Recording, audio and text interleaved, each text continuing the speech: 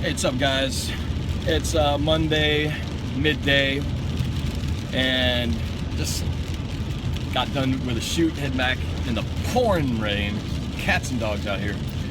But I wanted to, I was just reflecting, listening to a little sports radio about the Seahawks, and earlier this morning on Facebook I posted kind of a playoff scenario of what we kind of need to have happen in order for us to land where we want in the playoffs. So I'm going to kind of cover that a little bit and just get a few more thoughts out there in the aftermath of that Seahawks dismantling of the Vikings. So the playoff situation is very interesting because you almost have to kind of take two philosophies if you really want to get into who you should root for. There's two trains of thought here at this point because we're technically still not out of the division, right? In order for us to win the division, I do believe the Cardinals have to lose at least 2 of the next 4 games, and we've got to win out in order for that last game to mean something in terms of having a shot at the division. Now, there's some other tiebreakers that are going to come into play in terms of the NFC record, division record, and common opponents, all that stuff. So I don't even know exactly. I haven't looked that far into the depths of the tiebreakers. But I think mathematically we could still have a shot if we went out and Arizona drops 2. So there's that to hope for as the Vikings, who we just beat, faces the Cardinals this Thursday. At the same time, we're in a fight, a very realistic fight for the Wildcard situation. Now, right now, the Packers are back into the number 3 seed, and we are still in the number 6 seed or second wild card, while the Vikings slip to the number 5 seed, number 1 wild card. Now, me personally, if we don't win the division, I would love to end up as the number 5 seed, number 1 wild card, basically jump a spot up over either the Vikings or the Packers, depending on how things add up. Because that would mean we would play the 4th seed, which is most likely going to be somebody out of the NFC East, which, as you know, this season, the NFC East is big time NFC least. It's like nobody wants to win that division. Everyone's like, hey, no, you take it, you take it. I mean, it's going to be one of those years where that division is either going to, the division winner is going to win with a record of 8-8, 9-7. Heck, there might even be a 7-9 out of there, depending on how they finish the season out. But no team in the East scares me. So if we get the number 5 seed, we will be playing somebody in the East. Now, if we don't get the number 5 and we go and we stay in the number 2 wild card, number 6 seed, then we play, likely the NFC North winner, which is either going to be probably at this point the Packers, which is right now the case, or the Vikings, if they can switch out and get leapfrog them. Now, I don't know about you guys, but the fact that we blew the Vikings out just yesterday, definitely would love to play those guys again, and it would be on their field. Much better than the idea of facing the Packers in Lambeau. I know the Packers are not as good as they've been with a lot of their issues and injuries, and quarterback play by Rodgers not being what he's been, especially since the beginning of the season. They're still off, but I mean, I love the idea of heading back to the Vikings and we're in their heads now, knowing the formula to stop those guys. Packers is a different story because those guys are still explosive. I don't care how badly it's been lately. Those guys are turning around and get hot again. So, but yeah, like I said, ideal situation, we get the wild card number 1, and then face an NFC East team, win that, and then you're then basically facing the number 2 seed, which at this point is the Cardinals, and then the winner of the number 6 seed against the number 3 seed plays the Panthers. Now, this is looking way too far ahead, but we've played both those teams, the Panthers and the Cardinals, and both games we were just about as close to winning either of those games.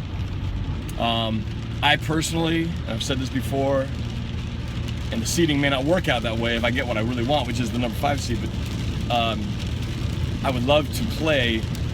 My ideal situation is the Panthers win out they actually get 16-0, go in there, and then we end up winning our wild card game, playing them in the next round, and beating them in the playoffs, and they go one and done. Nothing would make me happier to be the only team that's beaten the Panthers in a calendar year plus, and be the only team that does it.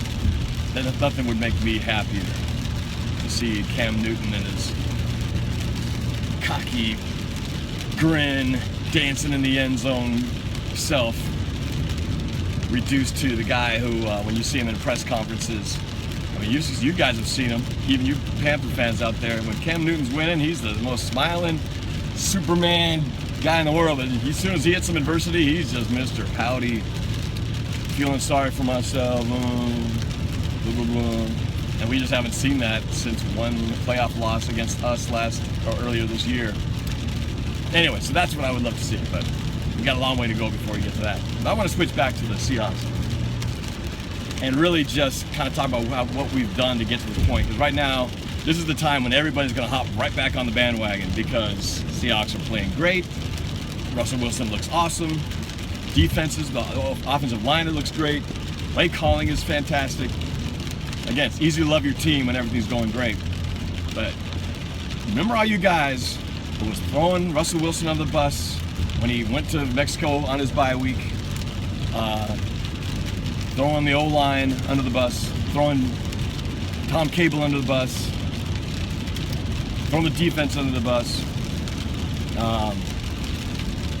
You know, and for those of you guys who stuck around and did not jump on anybody's backs and start giving up your loyalty to the team just because we were hitting some adversity, you know, you guys should know better. You've seen this picture before. This is the way Seattle always operates, and that's how it's been. You know, for me, I mean, I've been standing behind the team. I've had my criticisms. I mean, you got to poke holes. You got to poke at the things that they're doing wrong. But I've always stood behind Wilson. I defended him publicly at least on Facebook and stuff, when people were saying they didn't like what he's doing, that his relationship's getting in the way, that he's not a good quarterback. We should trade him. He's not worth the money. All that stuff. And look at him now. Where are those guys now? Where are those people talking now? With Wilson being at a career high efficiency, delivering the ball. Now that the line is actually protecting, I've always said, you give Russell Wilson some time, and that guy can tear up a defense, and that's what he's doing right now. We weren't having the protection. The line was still getting things figured out, and now I think we finally have gotten there. Having Patrick Lewis in at the center, the Drew Nowak experience just didn't work out. You know, they tried to make it work, it didn't work out. They put Patrick Lewis back in there, and look what's going on. It's like they're gelling finally. It took a while, but they're gelling. So we're finally getting the interceptions. Everyone's asking where's the interceptions. Now, you know, it's getting spread around. Earl Thomas got one yesterday. Sherman got his the other game. This team is playing and looking like they always do in December of the last few years. And I don't see anything stopping that, especially with the schedule. It plays very nicely coming up here. So we still got a ways to go. There's no reason to step off the gas pedal. Seattle still has to just keep discipline and keep doing what they're doing. But I just like seeing now everything that they've been working at coming to fruition. And for those of you who stood by the team and didn't jump off when the going got tough, I commend you guys for doing that. Because it's hard to stick with a team when they don't look good, when they're losing, when they're blowing leads. Here's the reward. This is the reward for sticking with it. Same thing, the whole microcosm of the entire span of the Seahawks, who finally, after yesterday's win, as a team, since their inception, finally have a 500 record. And that's pretty cool. It's pretty amazing to think, considering how successful they've been the last 4 years. It just shows how bad we've been since the beginning. It took us that long for things to finally even out, because we were bad for a lot more years than we've been good. So anyway, it's a good spot to be in. Could not be happier with the way the team is playing. Doesn't mean it's perfect. It doesn't mean that every team's going to be a cakewalk. But they just got to keep doing what they're doing and play discipline, which I think is what they did. Do your job, trust in the other guys to do their job, and that's what happened. I said last week that losing Jimmy Graham, while unfortunate, especially since it seemed like he was coming around, I said this could be, in a strange way, a good thing for the offense, because it will kind of bring us back to what we were before. And look what happened. Look at what Luke Wilson did yesterday. Had a great game. Had one of the most amazing catch and runs, doing his own version of beast mode, juking guys, making moves on that tight end screen. Looked like it was in slow motion and stuff, but it was fantastic to watch. And that's probably an opportunity he wouldn't have gotten if Jimmy Graham's in there. I'm not knocking Jimmy Graham. I mean, Jimmy Graham was probably, that score could have even been higher if he was in there. But I guess my point being is that this is how the team is built. We've got depth in the same way that I'm not ready to just hand over the reins to Rawls and say Lynch is done.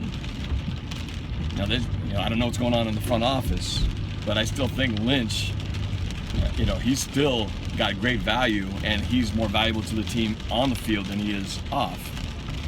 I mean, I'd rather have both of those guys, him and Rawls, as a two-headed monster in the backfield in these upcoming, late season games than not. But I love Rawls, man. Rawls, as I said in the beginning of the year, I said, this guy looks like the real thing that could possibly be the eventual successor, and I think he will be. I'm just not ready to hand it over to him completely yet. But he's doing some amazing things. Got another 100-yard rushing game yesterday.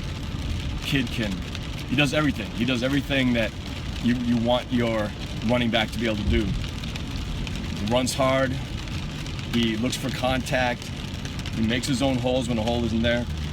He's fast. He needs to be quick. He can move laterally and make guys miss. And he can catch the ball. And he can pass protect. The guy can stonewall an incoming linebacker or end.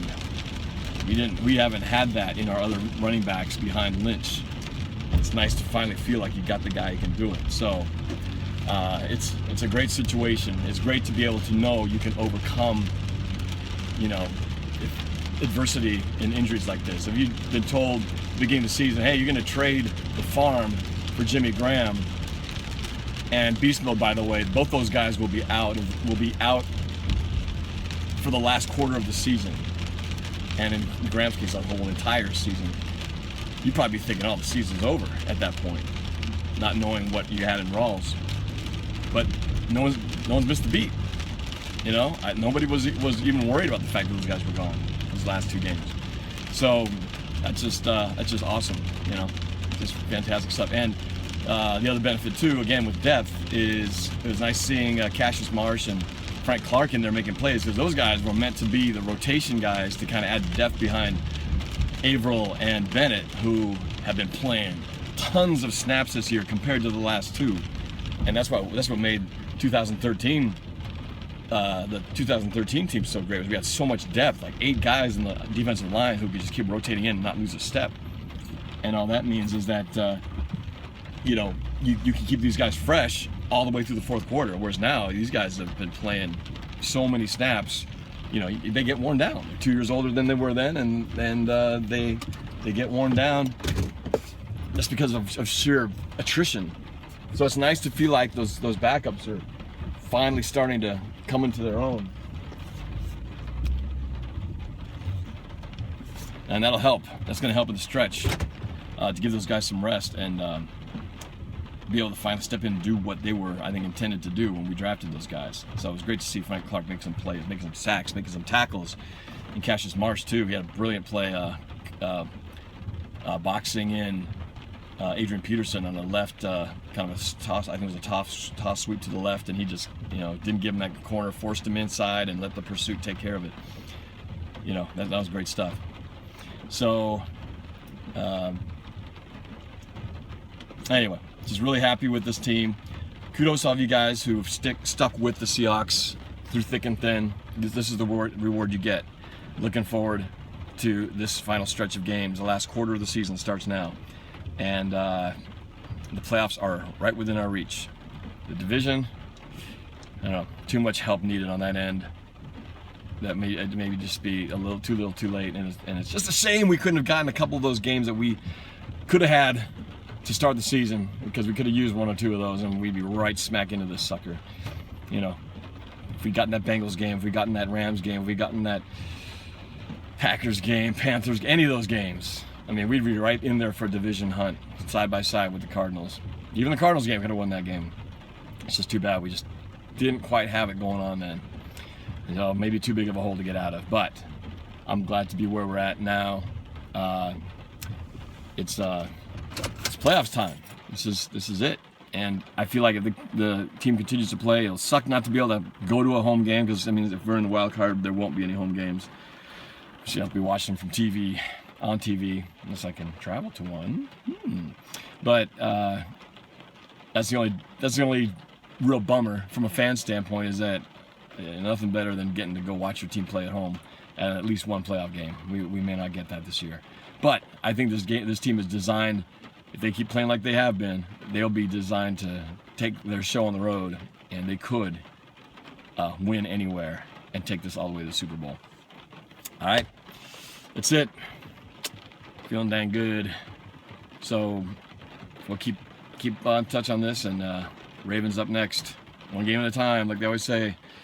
All right, take care, guys. Have a good week. Go Hawks.